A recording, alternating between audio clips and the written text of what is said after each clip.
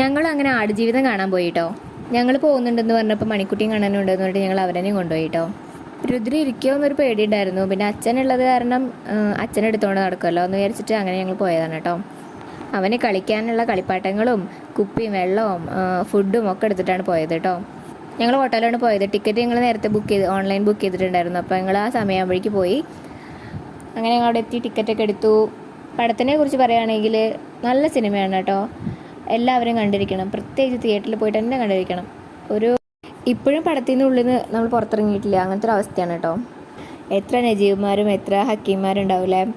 അപ്പോൾ നമ്മുടെ മനസ്സിൽ കൂടെ ഇങ്ങനെ കടന്നു പോകും. കരച്ചിലൊക്കെ വരും കേട്ടോ, കരയും. നമ്മളൊക്കെ കരഞ്ഞു. ഞാനും അമ്മ ഇരുന്നിട്ട് വമ്പൻ കരച്ചിലായിരുന്നു.